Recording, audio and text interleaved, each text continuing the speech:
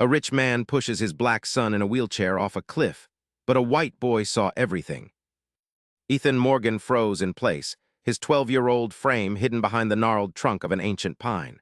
20 yards ahead, where the hiking trail curved dangerously close to Whispering Cliff's edge, a scene unfolded that would haunt him forever. A tall man in an expensive suit stood behind a wheelchair, his knuckles white against the handles. The teenage boy seated in the chair seemed to be pleading, hands raised in desperate negotiation. Then came the push, deliberate, forceful, final. The wheelchair tipped forward, and Ethan's scream died in his throat as both chair and boy disappeared over the precipice.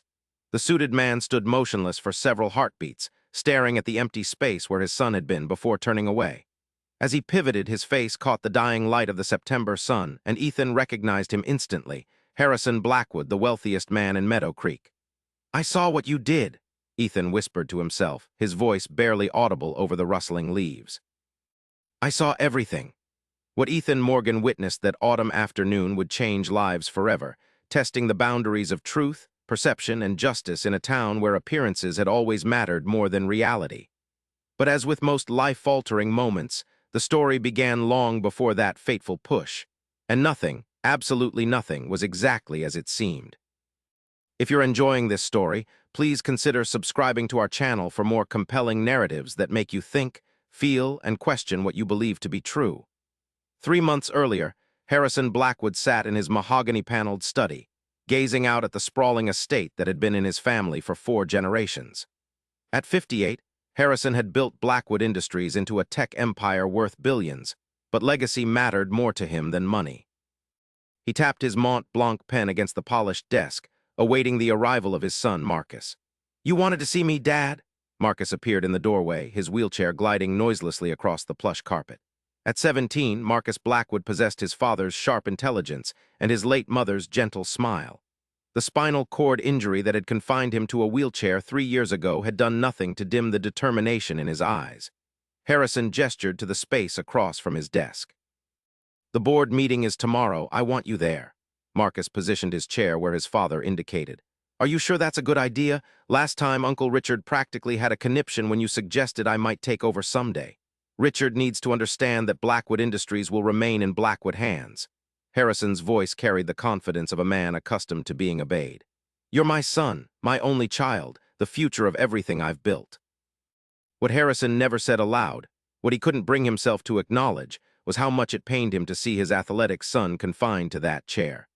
Marcus had been a promising track star before the accident, his speed and grace a source of immeasurable pride. Now Harrison found himself looking away when Marcus struggled with everyday tasks, a reaction he despised in himself but couldn't seem to control. "Dad, we need to talk about something else." Marcus hesitated, unusual uncertainty flickering across his face. "It's about Mom's foundation. I've been going through her files, and there's something you should know." Harrison's jaw tightened imperceptibly. Elaine's death 5 years ago had left a void he'd filled with work and carefully controlled routines. Her charitable foundation was the one area of the business he'd delegated entirely, allowing it to operate with minimal oversight as a tribute to her memory. "Whatever it is can wait until after the board meeting," Harrison said, already returning his attention to the quarterly reports. Marcus started to protest but thought better of it. He'd learned when to push and when to retreat with his father. This particular conversation would need the right timing, the perfect approach. It wasn't just about the discrepancies he discovered in the foundation's finances. It was about what those discrepancies might reveal about his mother's final years, and about his own identity. Across town, in a modest bungalow that had seen better days, Ethan Morgan sat at the kitchen table while his mother, Sarah, spread peanut butter on wheat bread for his lunch. At 12, Ethan was small for his age, with a shock of unruly blonde hair and observant blue eyes that missed little. "Mom, can I go hiking at Whispering Cliffs after school tomorrow?" Ethan asked, watching his mother's reaction carefully. The nature preserve had been off-limits since his father left 2 years ago, too many memories of family outings that now felt like scenes from someone else's life. Sarah hesitated, her hand stilling on the knife. "I don't know, honey. That's quite a distance on your bike and with your asthma." "I haven't had an attack in months," Ethan countered. "Besides, I want to try out the new camera Grandpa gave me. The light at the cliffs is perfect for sunset shots." Sarah Morgan had worked double shifts as a nurse at Meadow Creek Memorial Hospital ever since her husband walked out, leaving her with a mountain of debt and a heartbroken son. She'd grown accustomed to being both parents, to making decisions alone, but she still second-guessed herself constantly. "Promise you'll take your inhaler and be home before dark?" she asked, already relenting. Ethan's face lit up. "Promise. Thanks, Mom." He threw his arms around her waist, burying his face against her scrubs. Sarah ruffled his hair, wondering when her little boy had started growing up so fast. What neither of them knew was how this simple permission would set in motion events that would entangle their lives with the Blackwoods in unimaginable ways. The following day, Marcus sat silently in the boardroom as his father presided over the quarterly meeting. The faces around the table were familiar, men and women in their 50s and 60s who'd worked with Harrison for decades. His uncle Richard, his father's younger brother by 7 years, sat directly opposite Harrison, his expression carefully neutral. "Before we conclude," Harrison said, "I want to formally announce that Marcus will be joining us as an observer at all future meetings. As my heir, it's time he begins to understand the inner workings of what will someday be his responsibility." Richard Blackwood leaned forward, his tailored suit failing to disguise the tension in his shoulders. "Harrison, while I appreciate your sentimentality, perhaps this isn't the appropriate forum to discuss succession plans." "It's not up for discussion, Richard." Harrison's tone left no room for debate. "Marcus is my son. Blackwood blood runs in his veins." A strange expression flickered across Richard's face. "Does it? Perhaps this would be better discussed privately." The room fell silent. Marcus felt every eye turned toward him, the weight of their scrutiny pressing against his skin. His hands gripped the wheels of his chair reflexively. Harrison stood, his 6'2" frame imposing even among the power players in the room. "This meeting is adjourned." His voice was controlled, but the vein pulsing at his temple betrayed his anger. As the board members filed out, Richard lingered, approaching Marcus with a smile that didn't reach his eyes. "Nothing personal, nephew, just business." He patted Marcus's shoulder with practiced avuncularity before following the others. Marcus waited until the room emptied before turning to his father. "What was that about?" Harrison busied himself gathering papers. "Your uncle has always been jealous. He thinks he should be running the company because he's—" He stopped abruptly. "Because he's not in a wheelchair," Marcus finished, an edge to his voice. "That's not what I was going to say." Harrison sighed, suddenly looking older than his years. "Richard has never forgiven me for inheriting the controlling interest from your grandfather. He was the younger son, just as you're an only child. He has no claim, and he knows it." Marcus wasn't convinced. "There's something else, something about me specifically." Harrison checked his watch. "I have another meeting. We'll talk later." He squeezed Marcus's shoulder as he passed, a rare physical gesture that left Marcus more confused than comforted. Alone in the boardroom, Marcus pulled out his phone and texted his best friend, Darius. "Uncle Richard being weird again. Need to talk. Meet at our spot." After school, Ethan pedaled his bike along the winding road leading to Whispering Cliffs Nature Preserve. The late June sun beat down on his back, and by the time he reached the entrance, his t-shirt clung to him with sweat. He locked his bike to the rack and slung his backpack, containing his camera, water bottle, and inhaler over his shoulder. The main trail was moderately busy with afternoon hikers, but Ethan veered onto a less-traveled path that wound through dense pine forest before opening to spectacular views of the valley below. His grandfather, an amateur photographer himself, had shown him this spot years ago. "The best pictures," he'd said, "are the ones nobody else thinks to take." Ethan had hiked about a mile when he heard voices coming from a small clearing ahead. Curious, he slowed his pace, stepping carefully to avoid crunching leaves underfoot. "You can't tell him, Marcus, not yet." The speaker was a young black man around 18, his voice urgent. "He's going to find out eventually, Darius. Better he hears it from me." This voice belonged to someone seated in what appeared to be a wheelchair, partially obscured by foliage from Ethan's vantage point. Ethan froze, instinctively drawing back behind a tree. Recognized the name, Marcus Blackwood, son of the famous Harrison Blackwood. Everyone in Meadow Creek knew the Blackwoods, though few had any direct contact with the family. "Your father is not exactly known for his racial open-mindedness, Marcus. You drop this bomb, who knows how he'll react. He's not a racist, Darius, he's just old-fashioned." A bitter laugh. "Right, that's why Blackwood Industries has exactly 2 black executives, both hired after that discrimination lawsuit 3 years ago. This is different, this is family." "Exactly, which makes it way more explosive." Ethan knew he should leave, that he was eavesdropping on a private conversation, but curiosity rooted him to the spot. He raised his camera instinctively, focusing on the scene through the viewfinder. The zoom lens brought the pair into sharp relief.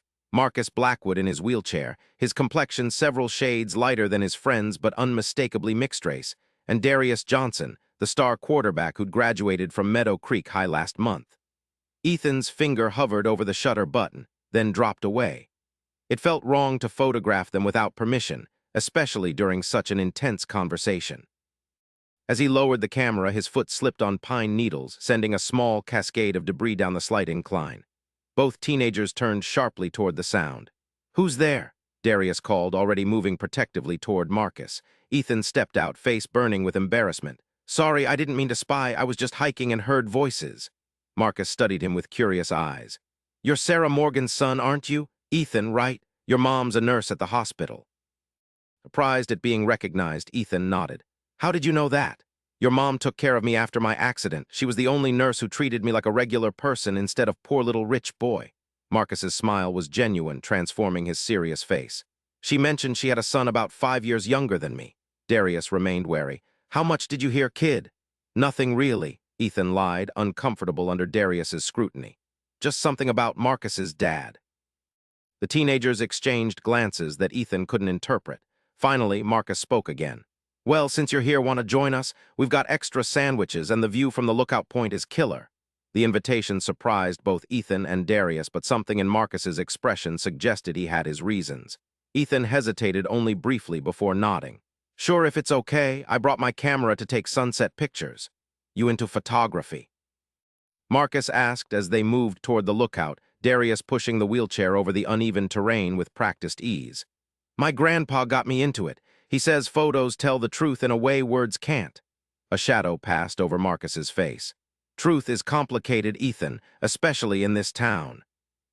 As the three settled at the lookout point, sharing sandwiches and conversation against the backdrop of the spectacular view, none of them could have predicted how their lives would intertwine in the coming months, or how the truth Marcus sought would nearly destroy them all.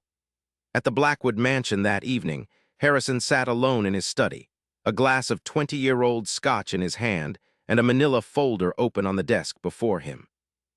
Inside were the results of an investigation he'd commissioned 3 months ago, when he'd first noticed Marcus's increasing interest in Elaine's foundation records. The private investigator's report was clinical, detached. DNA comparison confirms subject is not the biological son of client. Genetic markers suggest mixed African-American heritage, most likely from biological father. Harrison closed the folder with a trembling hand. He'd suspected for years, of course.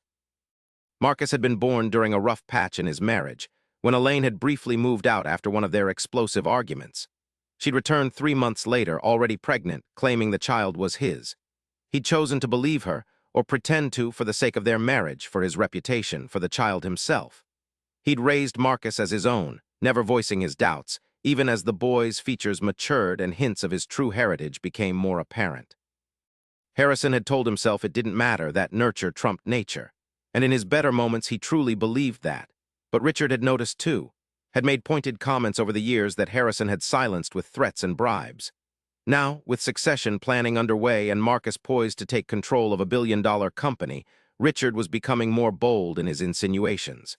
Harrison drained his glass, the scotch burning a path down his throat. The irony wasn't lost on him. He, who had built his reputation on ruthless truth-telling in business, had lived a fundamental lie for 17 years. The question now was what to do about it.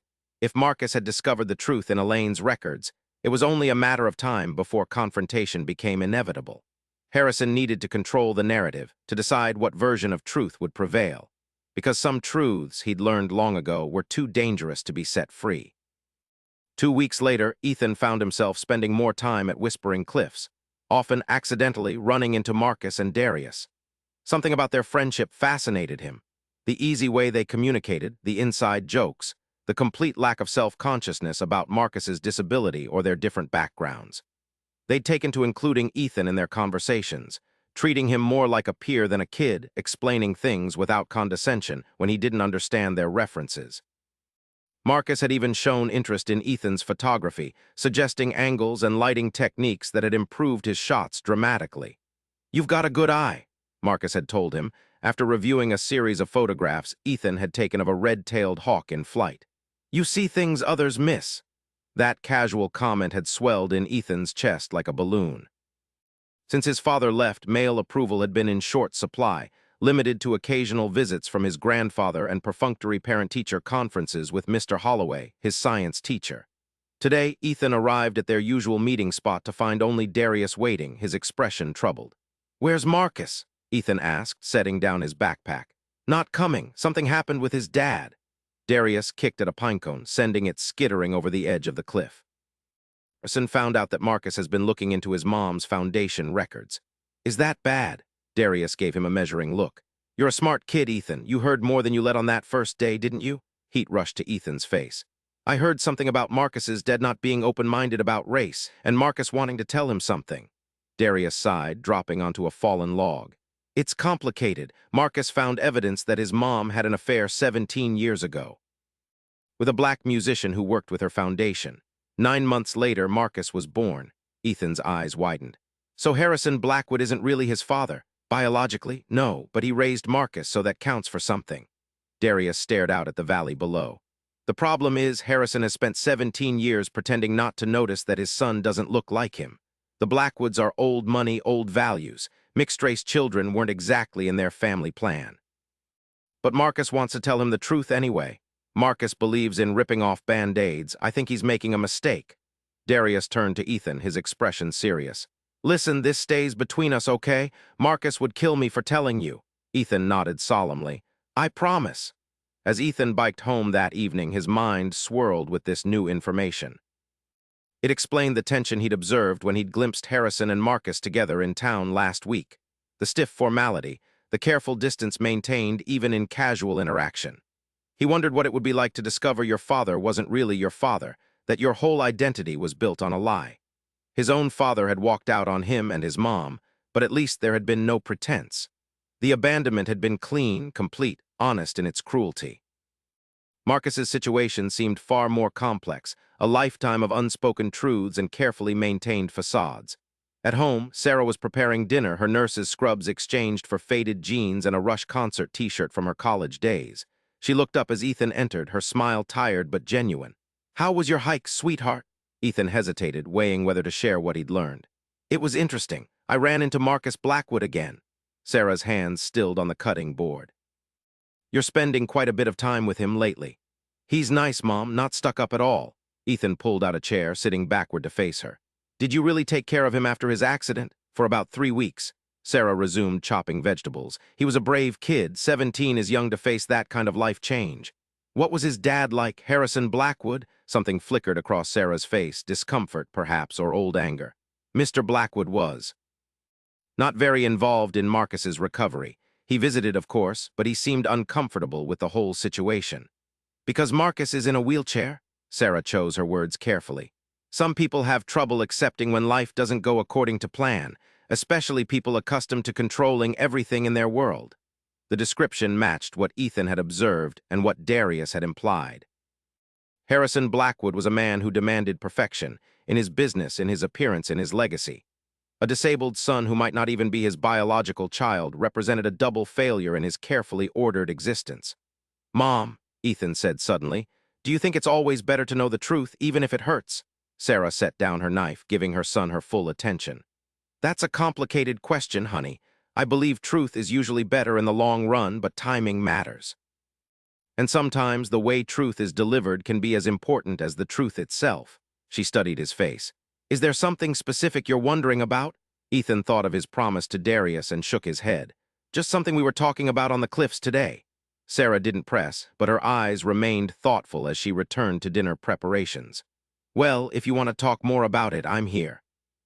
That night, as Ethan lay in bed reviewing the photographs he'd taken that day, he paused on one that had captured Darius mid-sentence, his expression intense as he'd explained Marcus's situation. The golden late afternoon light had caught half his face, leaving the other half in shadow, a visual representation of partial truth, of selective revelation. Ethan saved the image, titling it Half-Truths. Someday, he thought, he might show it to Marcus, when all of this was over and the whole truth, whatever it was, had finally come to light. By August, tensions at the Blackwood estate had reached a breaking point. Harrison had increased his scrutiny of Marcus's activities, restricting his access to certain areas of the family business, and insisting on daily briefings that felt more like interrogations than mentoring. Marcus, in turn, had become more secretive, spending longer hours away from home with explanations that grew increasingly vague. The annual Blackwood Industries Charity Gala, a highlight of Meadow Creek's social calendar, was approaching, and Harrison had made it clear that Marcus was expected to attend and play his role as the dutiful heir.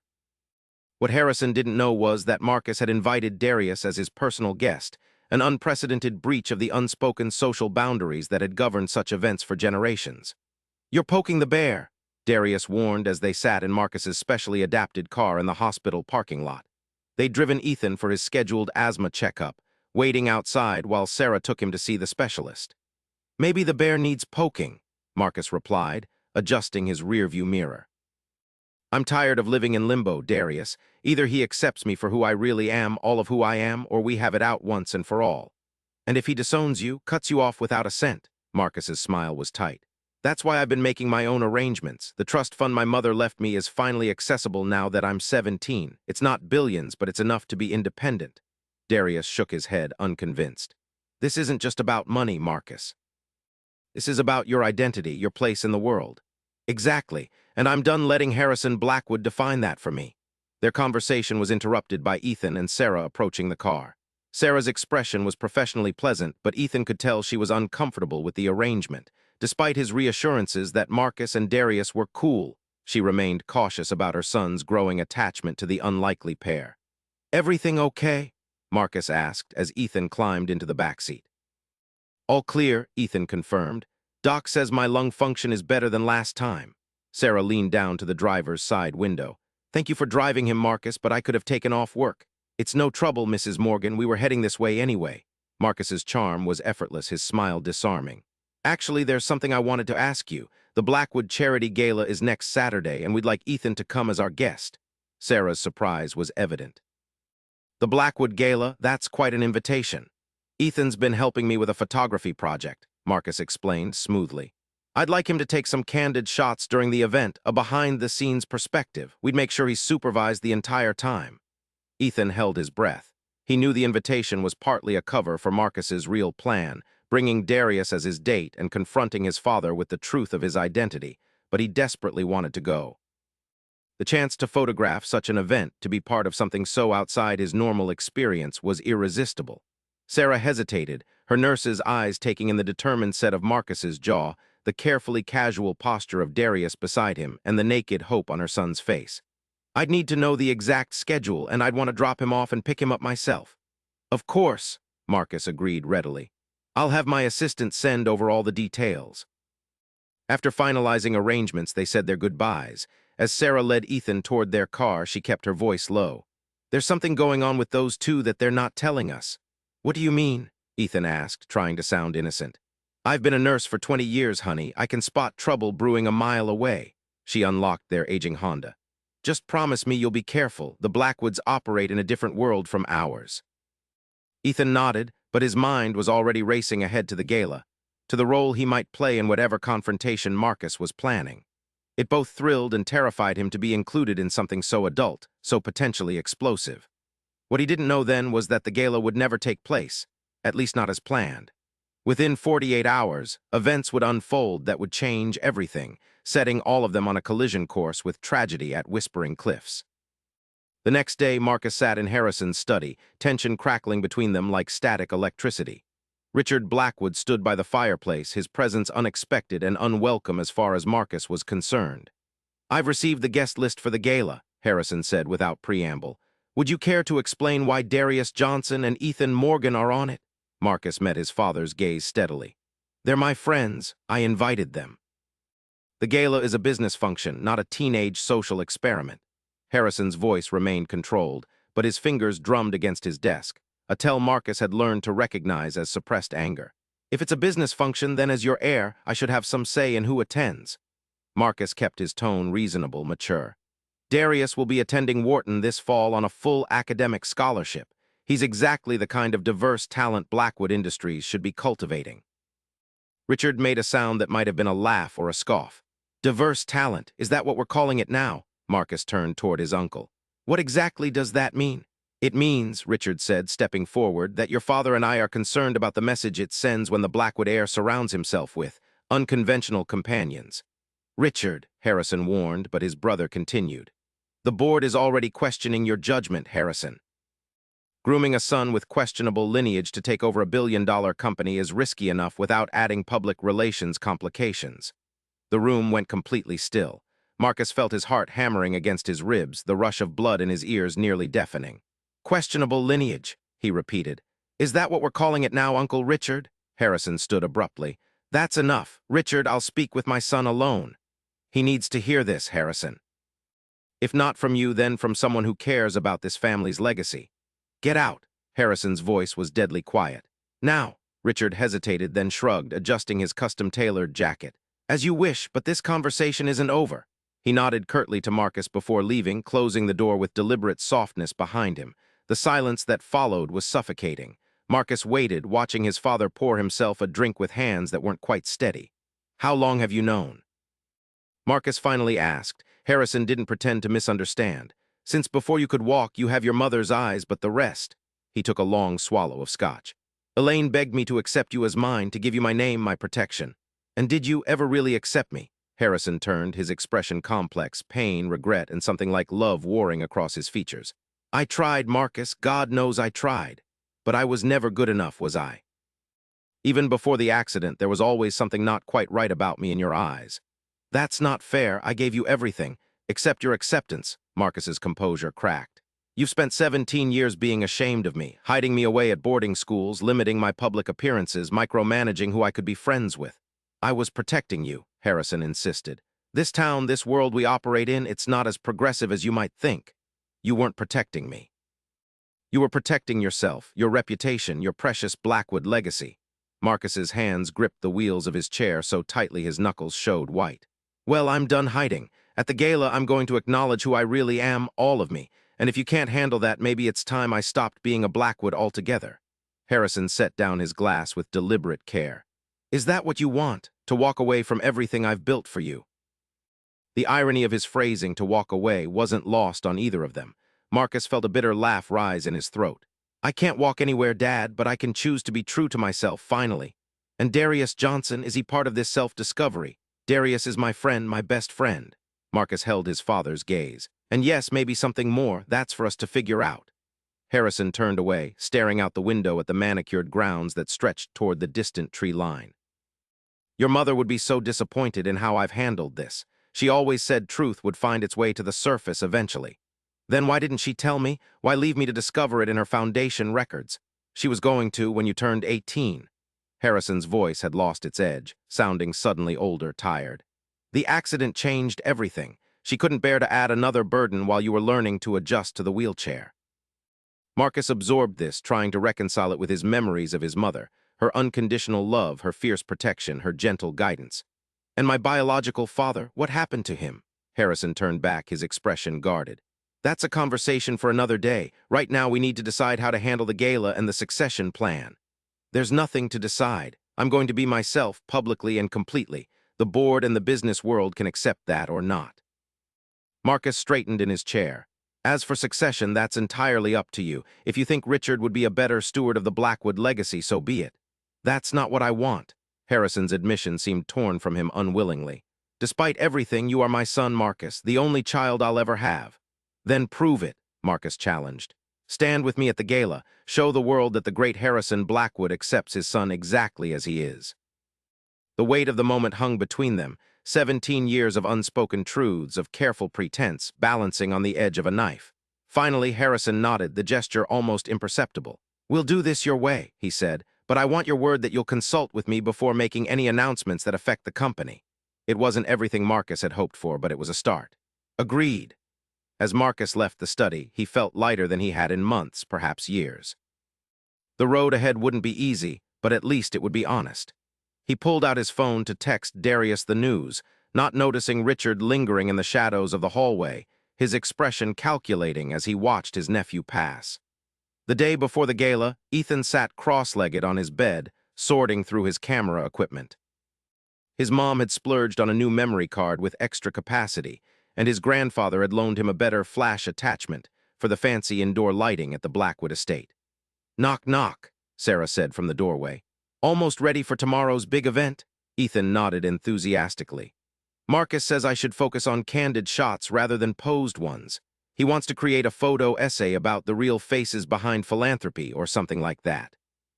Sarah sat on the edge of the bed, picking up one of Ethan's lenses and turning it carefully in her hands. "You've gotten pretty close to Marcus and Darius this summer. They're cool. They treat me like I'm their age, not some annoying kid." "That's nice," Sarah said, her tone carefully neutral. "I just want you to remember that their lives are very different from ours. The Blackwoods especially. They operate in a world with different rules, different expectations." Ethan set down the lens he'd been cleaning. "This because Marcus is rich, or because he's in a wheelchair, or because he might be gay?" Sarah's eyebrows rose. "That's quite a list. I'm just saying that sometimes people with privilege can treat relationships casually because they don't face the same consequences the rest of us do." "Marcus isn't like that," Ethan insisted. "He's the most honest person I know." Before Sarah could respond, Ethan's phone buzzed with an incoming text. He glanced at it, his expression changing from annoyance to concern. "What is it?" Sarah asked. "It's from Marcus. The gala's been canceled." Ethan read the message aloud. "Something's happened. Can't explain now. Stay away from the Blackwood estate tomorrow. Will contact when I can." Sarah frowned. "That sounds serious and a little alarming." Ethan typed a quick reply. "Is everything okay? Can I help?" But received no response. He looked up at his mother, worry etching lines across his young face. "What do you think happened?" "I don't know, honey." Sarah stood, straightening the comforter absently. "But I think it's best if you follow his advice and stay away from the Blackwoods for now."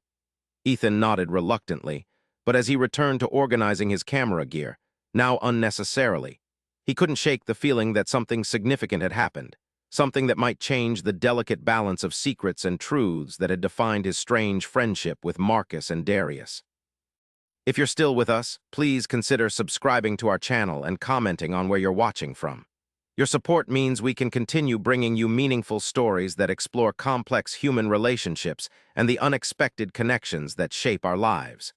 What Ethan didn't know, what none of them knew, was that Richard Blackwood had made a decisive move. After years of careful observation and growing resentment, he had finally obtained irrefutable proof of Marcus's parentage, proof far more damaging than the DNA test Harrison had commissioned. He'd presented this evidence to key board members, positioning himself as the legitimate heir to the Blackwood legacy, while painting Harrison as a man whose judgment had been compromised by sentimentality. The emergency board meeting called that morning had been brutal, with accusations flying and decades-old grievances brought to light. Harrison had fought back with everything he had, but the damage was done.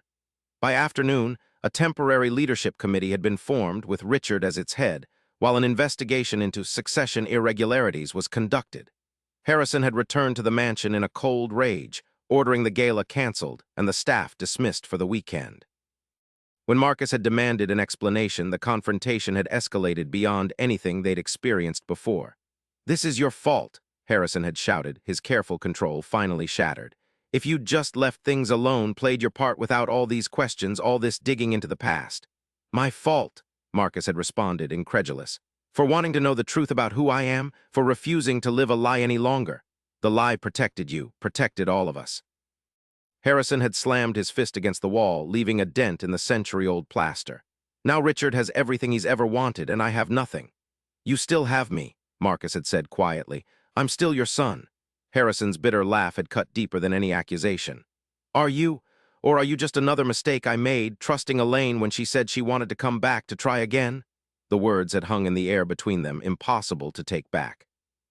Marcus had left without another word, wheeling himself to his suite and locking the door, ignoring Harrison's eventual, halting attempts at apology. Now, as evening fell, Marcus sat by his window, watching shadows lengthen across the grounds. His phone buzzed again, Darius, checking in for the third time since he'd shared the news about the gala's cancellation. Marcus couldn't bring himself to respond yet, not until he decided his next move. A soft knock at his door broke his reverie. "Marcus." Harrison's voice was subdued. "We need to talk." "I think we've said enough," Marcus replied, not moving from the window. "Please, there's something you need to know about your biological father." The words landed like stones in still water, sending ripples of tension through Marcus's body. After a long moment, he crossed to the door and unlocked it, then returned to his position by the window. Harrison entered hesitantly, looking diminished somehow. His customary confidence had been replaced by a weariness that seemed bone-deep. He carried a worn leather portfolio that Marcus recognized as one of his mother's. "Your mother wanted you to have this when you turned 18, Harrison said, setting the portfolio on Marcus's desk. "But given everything that's happened, I think now is the time." Marcus eyed the portfolio but didn't reach for it. "What is it?" "Letters, photographs, the full story of your biological father." Harrison remained standing, hands clasped behind his back like a soldier at ease. "His name was James Turner, a jazz musician who worked with your mother's foundation on music education programs in underserved communities."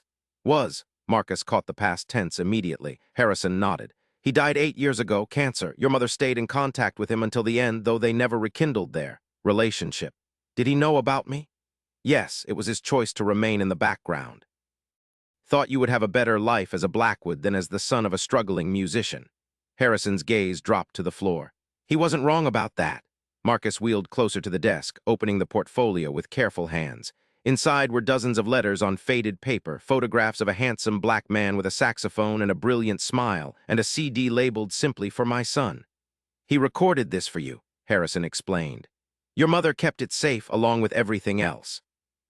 Marcus lifted a photograph, studying the face of the man who had contributed half his DNA. The shape of his eyes, the set of his jaw, features Marcus recognized from his own reflection. "Why are you showing me this now?" "Because I want you to understand that whatever happens next, whatever choice you make, you come from good people. Both sides of your heritage matter." Harrison moved toward the door, then paused. "And because I wanted you to hear about him from me, not from whatever narrative Richard is constructing." As the door closed behind Harrison, Marcus immersed himself in the contents of the portfolio, piecing together the other half of his identity through letters, photos, and finally, the music his father had created for him.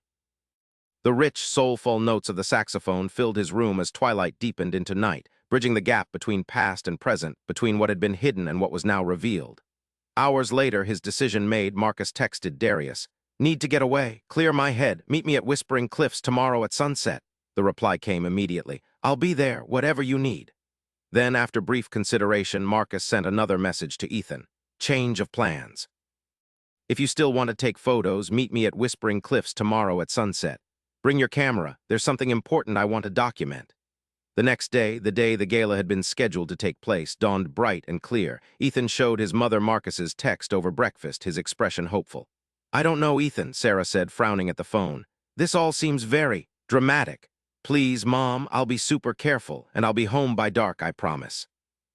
Sarah sighed, recognizing the determined set of her son's jaw, so like his father's, one of the few traits he'd inherited from the man who'd abandoned them. "Text me when you get there and when you're heading back, and at the first sign of trouble, you call me immediately." Ethan agreed eagerly, already planning which lenses to bring for the golden hour light at the cliffs. He spent the morning sorting through his equipment, charging batteries and clearing memory cards, excited to be included in whatever Marcus was planning. Across town, Harrison Blackwood sat in his study, staring at the phone that hadn't rung all day. The board members he'd considered friends for decades were suddenly unavailable. His attorney was reviewing options. Even his executive assistant had been reassigned to Richard's temporary office.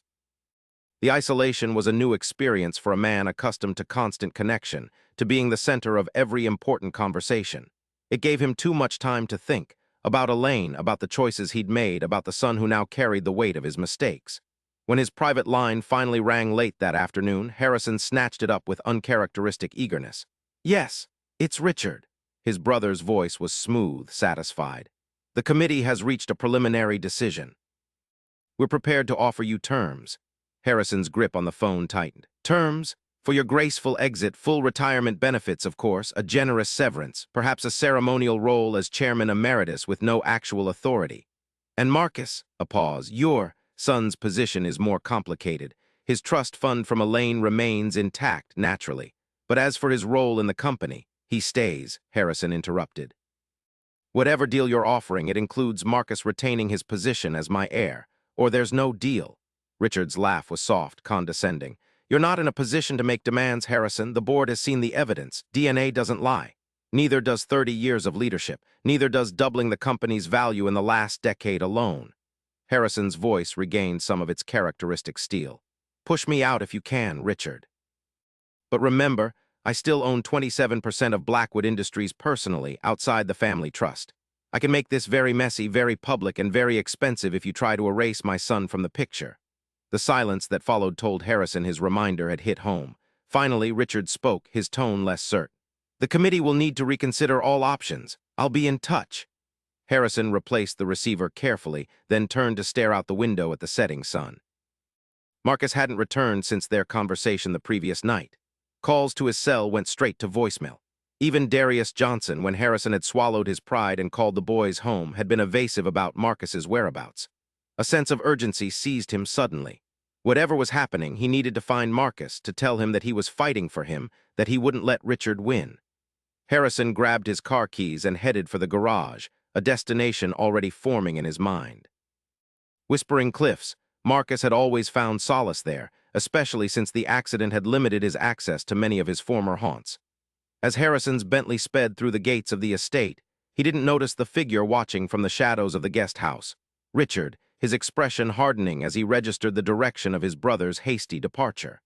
At Whispering Cliffs, Ethan arrived first, having pedaled his bike furiously to make it in time for the golden hour light. The preserve was quieter than usual for a Saturday, perhaps because of the excessive heat that had kept many regular hikers away.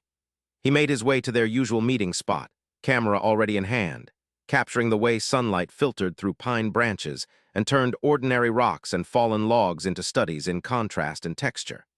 When he heard the distinctive sound of Darius's old Jeep pulling into the small parking area, Ethan moved toward the main trail to meet them.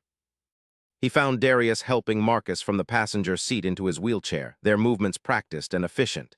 "Hey, guys," Ethan called, jogging the last few yards. "What's going on, Marcus? Your text sounded important." Marcus looked up, his expression more serious than Ethan had ever seen it. "Thanks for coming, Ethan. I need to document something, and I trust your eye." "Document what?" Marcus glanced at Darius, who nodded encouragingly. "A new beginning. I'm leaving Meadow Creek tonight. Starting fresh somewhere else." Ethan's eyes widened. "Leaving? But what about your dad, the company, everything?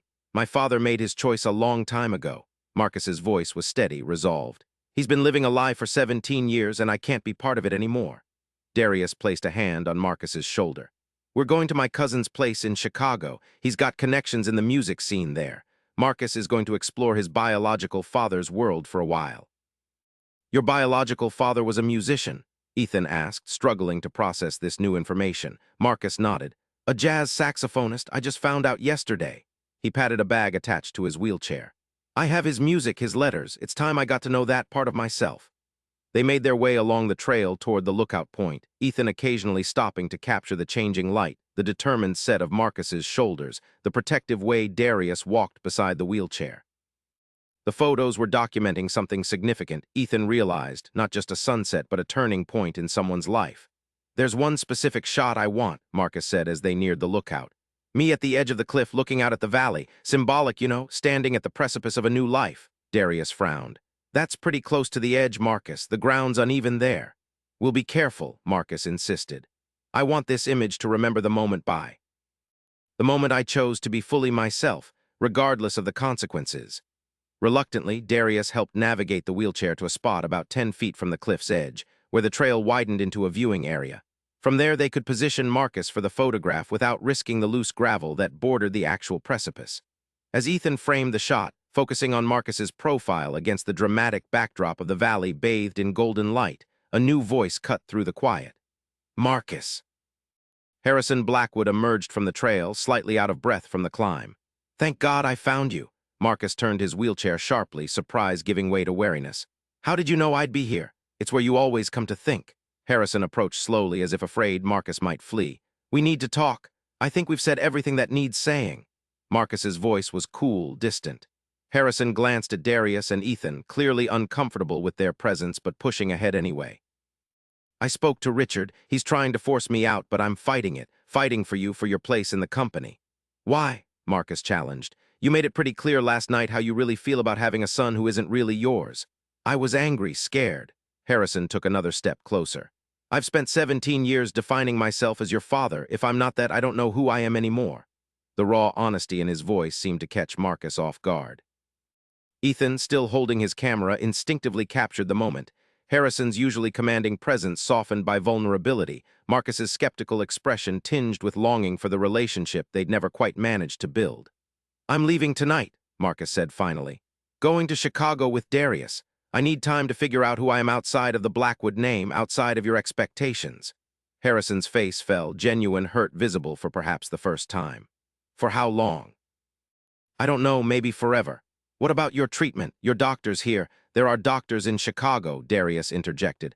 "My cousin's already found a rehabilitation center that specializes in spinal cord injuries." Harrison ignored him, keeping his focus on Marcus. "And the company, everything I've built for you." "That's just it, Dad." Marcus emphasized the word deliberately. "You built it for a son who fit your image of what a Blackwood should be, not for me. Not for who I really am." As their conversation continued, growing increasingly intense, Ethan backed away slightly, continuing to document the exchange through his viewfinder. This was beyond anything he'd expected, a father-son confrontation that seemed to distill years of unspoken pain into a few charged minutes. He was so focused on capturing the emotional tableau that he didn't immediately notice the new arrival. Richard Blackwood appeared on the trail, his expensive loafers incongruous against the dirt path, his expression thunderous as he took in the scene. "Well, isn't this touching?" Richard's voice sliced through the tension. "The happy family reunion." Harrison turned sharply. "Richard, what are you doing here? Following you, brother, making sure you don't do anything foolish." Richard stepped into the clearing, his gaze calculating as it moved from Harrison to Marcus. "Like letting sentiment cloud your judgment yet again." "Go home, Richard," Harrison said wearily. "This is between me and my son." "Your son?" Richard's laugh was cold, humorless. "Still clinging to that fiction even now?" Marcus straightened in his wheelchair. "I may not be a Blackwood by blood, but I'm more of one than you'll ever be, Uncle Richard. At least I understand what family really means." Richard's face darkened. "Family? You're talking to me about family." He strode forward, stopping only when Darius moved protectively closer to Marcus. "You're nothing but the living proof of Elaine's betrayal, a constant reminder of how easily my brother was fooled." "That's enough." Harrison stepped between Richard and Marcus. "You've said your piece at the board meeting. You've made your move. Now leave us alone." "It's too late for that, Harrison. Too late to pretend this boy deserves the Blackwood name, the Blackwood fortune." Richard gestured dismissively toward Marcus. "Look at him, mixed race, crippled, probably gay if the rumors about him and this Johnson boy are true. Is that really the legacy you want for our family?" The words hung in the air like poison. Ethan, forgotten in the intensity of the confrontation, continued to photograph, his finger pressing the shutter button almost unconsciously as the scene unfolded before him. Harrison's response was measured, his voice deadly quiet. "My son, and yes, Richard, he is my son in every way that matters, has more integrity, more courage, and more genuine human decency than you have ever possessed. If the Blackwood legacy can't accommodate that, then perhaps it's not worth preserving." "You don't mean that," Richard said, his confidence faltering slightly. "The company is everything to you. It's your life's work." "No." Harrison turned to Marcus, his expression softening. "He is my life's work, and I've failed him in so many ways. But I won't fail him in this." The shift was palpable, something fundamental changing in the relationship between father and son. Marcus's guarded expression began to give way to cautious hope, while Richard's face contorted with a rage that seemed to build with each passing second. "You're making a mistake," Richard warned, his voice rising. "The board won't stand for this. The shareholders won't accept him." "Then they'll have to deal with me," Harrison replied calmly. "Because I'm not backing down, not this time." What happened next occurred so quickly that later, when Ethan reviewed his photographs, the sequence was clearer in the images than in his memory. Richard lunged forward, his target unclear, perhaps Harrison, perhaps Marcus himself. Harrison moved to intercept him, the two brothers grappling briefly at the edge of the clearing. Darius shouted a warning as they stumbled dangerously close to the cliff edge. Marcus, reacting instinctively, pushed his wheelchair forward, reaching out to pull his father back from danger. The wheelchair's wheels caught on the uneven ground, tipping precariously as Marcus stretched toward Harrison. For one suspended moment, all four figures formed a grotesque tableau against the setting sun, Richard and Harrison locked in confrontation, Marcus extending from his unbalanced wheelchair, Darius lunging to stabilize him. Then gravity took over. The wheelchair tipped further, sending Marcus toward the cliff edge. Harrison broke free from Richard, diving toward his son with desperate intensity. His hands closed around the handles of the wheelchair just as it began to slide over the edge, his body thrown across the ground as he tried to anchor himself against the weight. "Dad!" Marcus's cry echoed across the clearing as the wheelchair teetered on the brink, Harrison's grip the only thing preventing a fatal fall. Ethan's camera captured it all. The strain on Harrison's face, the terror in Marcus's eyes, the frozen shock on Richard's features as he realized what his actions had precipitated. Darius had moved faster than any of them, throwing himself down beside Harrison, adding his strength to the effort to pull Marcus back from the edge. For several agonizing seconds, the outcome hung in balance. Then, with a final heave, Harrison and Darius managed to drag the wheelchair back from the precipice, collapsing in an exhausted heap with Marcus safely between them. The silence that followed was broken only by ragged breathing and the distant call of a hawk soaring above the valley. Richard stood apart, his face ashen as the reality of what had nearly happened sank in. "You could have killed him," Harrison said finally, his voice raw with emotion as he looked up at his brother. "Your own nephew. Is winning really worth that much to you?" Richard had no answer. He backed away slowly, then turned and hurried down the trail without a word, the sound of his hasty departure fading into the gathering dusk. Harrison turned to Marcus, his hands shaking as he checked him for injuries. "Are you hurt? Marcus, talk to me." "I'm okay," Marcus managed, though his face was pale with shock. "You saved me. You actually saved me." "Of course I did," Harrison's voice broke. "You're my son." The simple declaration, devoid of qualifiers or conditions, seemed to release something that had been knotted inside Marcus for years. He reached for his father, and Harrison pulled him into an embrace that transcended blood, biology, and all the barriers they'd built between them. Ethan, who had frozen in place during the crisis, finally lowered his camera. He caught Darius's eye, both of them suddenly aware of being witnesses to something intensely private. Darius nodded toward the trail, suggesting they should give father and son some space. As they moved away, Ethan glanced back one last time, capturing a final image. Harrison kneeling beside Marcus's wheelchair, their foreheads touching, 17 years of misunderstanding beginning to heal in the golden light of sunset. That photograph would later become the centerpiece of Ethan's first gallery exhibition, titled simply Fathers and Sons. But on that day, as he walked back down the trail with Darius, all he knew was that he had witnessed something profound. A moment when truth, however painful, had ultimately led not to destruction but to redemption. 1 month later, Ethan sat in the Blackwood Mansion's sunroom, reviewing photographs with Marcus. The changes in both the house and its inhabitants were striking. Gone was the formal stiffness that had characterized Harrison's interactions with his son. In its place was an easy companionship, a genuine interest in each other's lives that had been missing before. Richard had resigned from the board and sold his shares in the company, disappearing to Europe with his wife amid rumors of financial irregularities that had come to light during the leadership investigation. Harrison had emerged stronger for the crisis, his public acknowledgement of Marcus's background and his unwavering support of his son, earning him unexpected respect from board members and employees alike.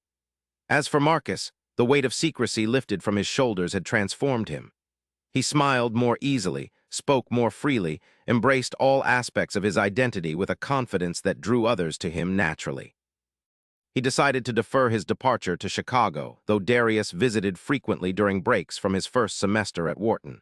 "This one," Marcus said, pointing to the photograph of the near tragedy at the cliff. "This is the one that matters most." Ethan studied the image, Harrison straining to hold the wheelchair, his face a mask of desperation and love. "Are you sure you want to include it in the exhibition? It's pretty intense." "That's why it needs to be there." Marcus adjusted his position in his new, more streamlined wheelchair, a gift from Harrison that offered greater independence. "It shows the exact moment when everything changed, when my father chose me completely and without reservation." Harrison entered the sunroom, carrying a tray with lemonade. Another change. The man who had once let staff handle every domestic task now frequently performed such services himself, particularly where Marcus was concerned. "Plotting your artistic debut?" he asked, setting down the tray. Ethan nodded. "The Community Center Gallery approved our exhibition proposal. Perspectives on Truth will open next month, with Ethan Morgan and Marcus Blackwood listed as co-creators," Marcus added proudly. "My foundation is covering the costs."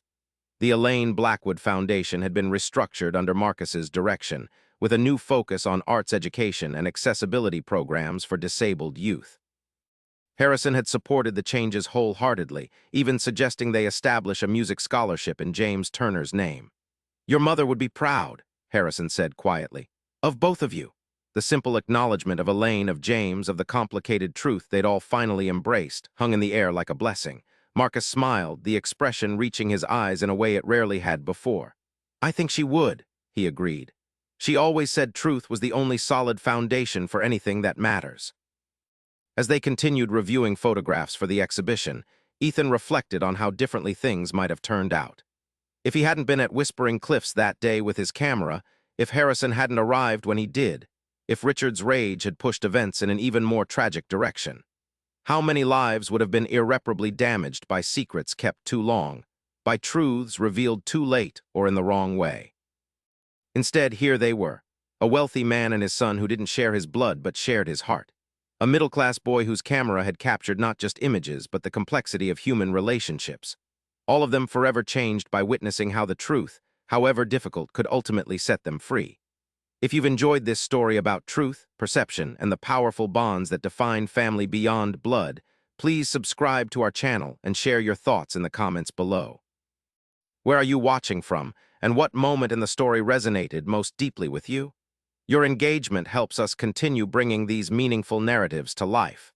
Thank you for joining us on this journey of discovery and redemption.